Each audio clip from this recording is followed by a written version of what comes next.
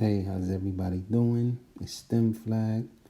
Today we're going to touch on a very fundamental topic in basic algebra called perfect squares. Okay, perfect squares is basically a number times itself. That value is the perfect square.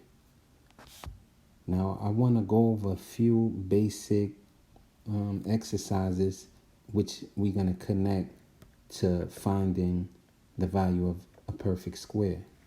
For example, 1 times 1 is 1. That's all over the world. I didn't make this up. Right? 2 times 2 is 4. 3 times 3, that's 9. 4 times 4, 16.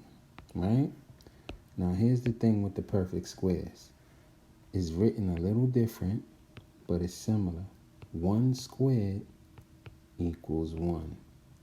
This square on the top, or 2, represents 1 times 1, which gives us the value of a perfect square, which is 1.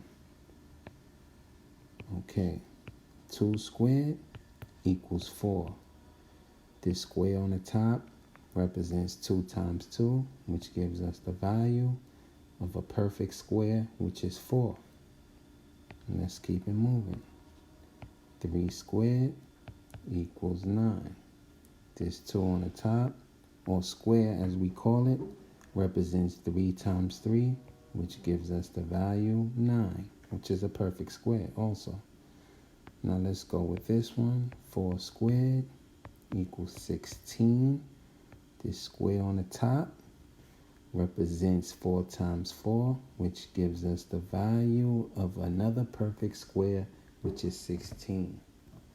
Okay, let me hit y'all with one more. Let's do something a little bit of a higher value. Let's say, for instance, you had 10.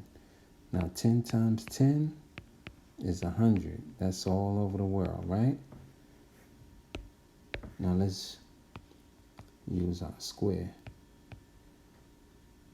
10 squared equals 100 also.